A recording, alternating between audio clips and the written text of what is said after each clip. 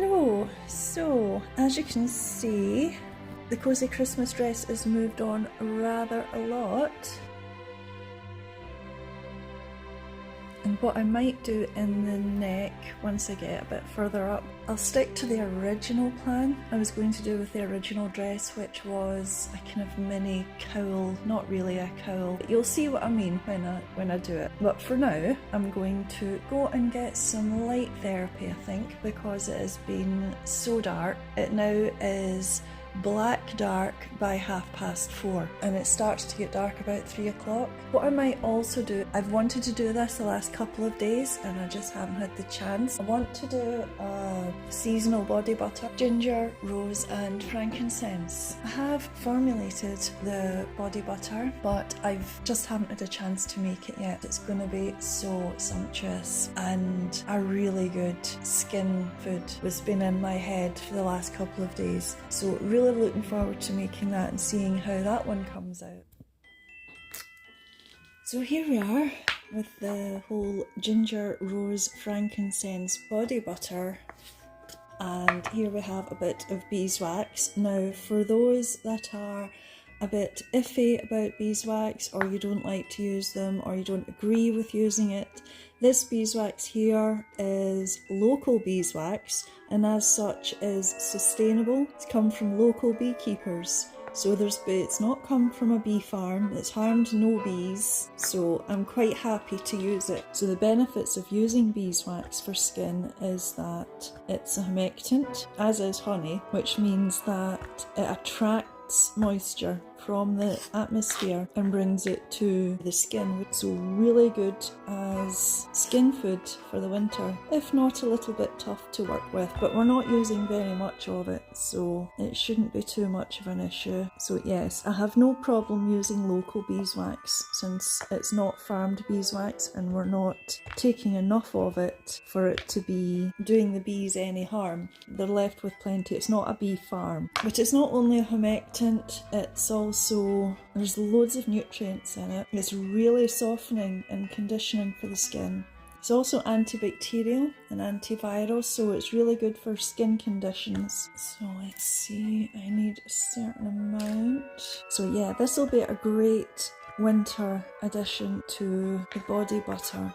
When I was working in massage, actually, I used to use, for my clients, it's like massage oil, except it wasn't oil, it was a tub made of oil and beeswax, all organic, from a woman in the UK, and she used to send me up a mixture of the oil and beeswax that she used to make, and it was really nice to work with. Actually, it was quite expensive but nice to work with, and the clients loved it. It used to give a lovely warming effect, which my clients loved. And let's not forget about the scent as well. It has a lovely, almost honey-like scent. It's a lovely warming, calming, soothing scent. So yeah, I do love beeswax. It's a shame actually that farming spoils everything. The minute we discover something it's good for us, the bigwigs click onto it and start ruining it, don't they? By doing everything in mass production. All these things are supposed to be luxuries. They're not supposed to use them in huge quantities. And actually, beeswax used to be used by the ancient Egyptians for skin and healing purposes in lotions, ancient ointments, which makes me really happy as well that the ancient Egyptians use it. It's just got so many benefits. I believe it's non-occlusive or non-comedogenic, which means that it doesn't clog the pores. It does form a kind of layer on the skin, a protective layer on the skin, but it doesn't block the pores. But I can't wait to make this body butter. It's going to be amazing. It's going to be so sumptuous. I've only just formulated it on paper, so you know, I've only just kind of created it, or I've only just designed it, and you'll often find with these things that you have to go through a few versions before you get the final one. It's a good enough starting point, but when you make it into a lotion, it has such a luxurious, sumptuous consistency and a gorgeous scent. So we have the beeswax, so here we are. fresh local beeswax that we're going to use in our ginger rose frankincense body butter. I can't wait to see how this turns out. I also need to use shea. I wish you could smell through the screen, it's so gorgeous. This could get messy. That's the only thing about shea, is that it can get messy. Again, this is organic shea that I'm using. Same shea as I always use. What I'm going to do, I'm going to melt the shea butter and beeswax together. So this is a warm blend formulation, okay? And then I'm going to blend that with, it's so sticky, shea butter, honestly. Then I'm going to blend that mixture with other oils. So I'm going to use oat oil, which I love. It is so luxurious and silky. It's got a very silky quality to it. So again, I'm going to put this in here, and then I'm going to melt those two together. This is the shea butter and the beeswax. And then I'll catch you in a minute.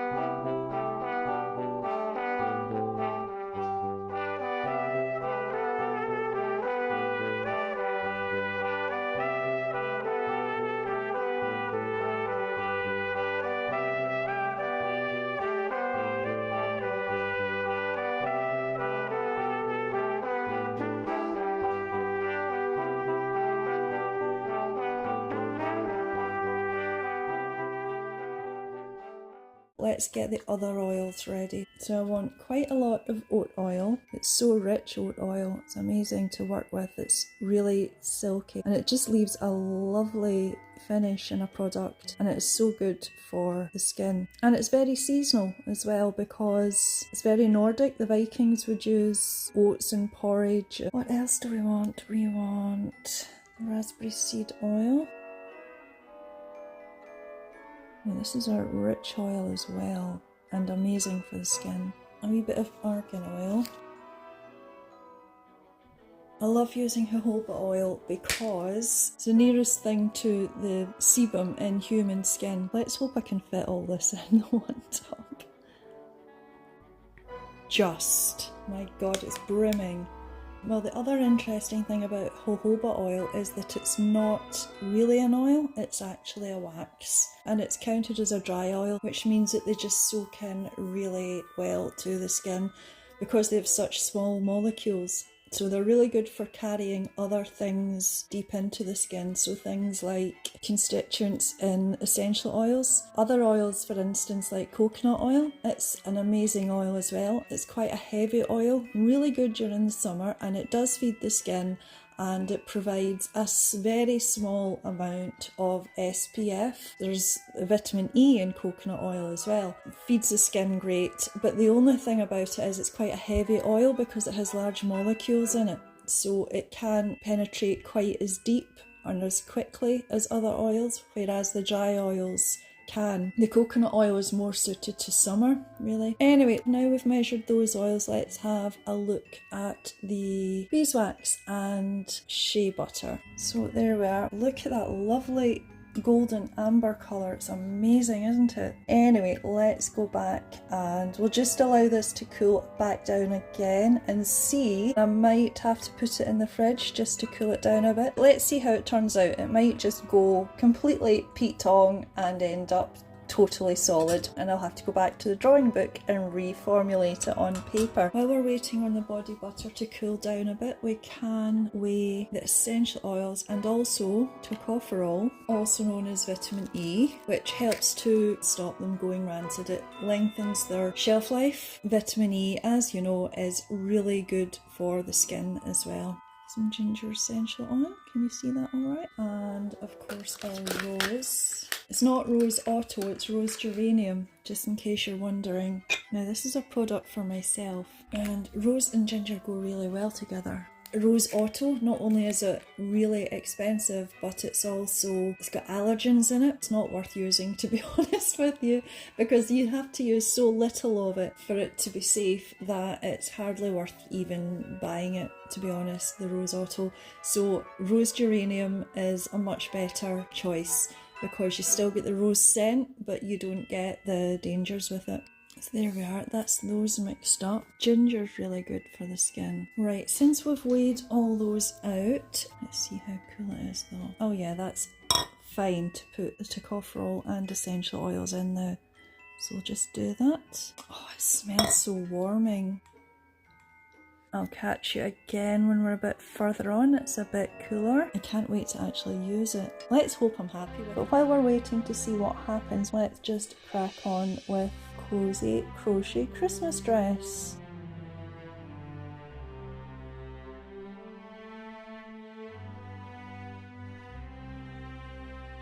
But hopefully you can see how I'm creating the pattern. I can't believe how close Christmas is getting, it's ridiculous. This year has just gone in so quick. Only seems like a minute ago we were sitting in the sun. So what row are we on now? 1, 2, 3, 4, 5. So the next one will be 3. I'm going to want 3 red stitches. So, and I think 3 white stitches. Oh, I remember this row. Yeah, it's pretty much 3 all the way along. You get to know the pattern after a while. We're in the dead of winter. Does anyone else get the, what do you call it, the sad thing where you get just brain fog, everything slows down, you bump into door frames all the time, you drop things, you forget things, can't remember anything. Everything is just a lot slower than it is in the summer. See, I know people think it's just people are a bit blue because it's dark and everything. No, it's so much more than that. There's physiological things go on that you have no control over. Oftentimes I'll observe me either dropping something or knocking something over or banging into something before I even realise that it's the winter started. That usually begins about October, although it's been difficult to notice it this year, what with everything else going on. I've kind of been like that anyway, so it's a bit difficult to see it. It all kind of blends in, if that makes sense, with everything that's happened, you know, everything that I've went through in the last couple of years. 3 reds here, and then we'll go, I believe it's 3 white. Oh no, it's not, hang on, I think this is 1 white. I should really check, if I'm honest. This is how mistakes happen. I think I've done quite well so far to follow a pattern, given that I don't really follow patterns though. Because what you have to remember is there's like 4 parts to each diamond, 4 small diamonds to make up 1 big diamond. So you've kind of got to keep that in mind. Oh, I'm not my sharpest today, honestly. I was flying through this last week. Do you know that way you do so much of it that you begin to switch off and then you kind of lose where you, you are? I'm gonna have to check. Right. Guess what? We are now, as you might see from this, we are now on the first sleeve of the Cosy Christmas Dress. Now it's taken a few days to film this one vlog. What with that, I had a few admin things to take care of, so I got a bit waylaid, which distracted me from both the crochet and the ginger, rose and frankincense body butter, which is fine for that. That gave that a time to settle down. So that was in the, put it in the freezer overnight. Et voila! The ginger, rose and frankincense body butter. Look how luxurious it is. That is so gonna feed my skin. It'll probably do me the winter. If not, I'll make more, obviously. By the time summer comes, my skin is going to be so well fed. It smells gorgeous. I can't wait to use it, and it is so good for your skin. Who doesn't want a bit of pampering? Really looking forward to using this. Let's just have a quick look at the sleeve. Look, there we are. You can see that it's going in on the sides. This bit here's the shoulder. So now you have some context to what we're doing with the sleeve.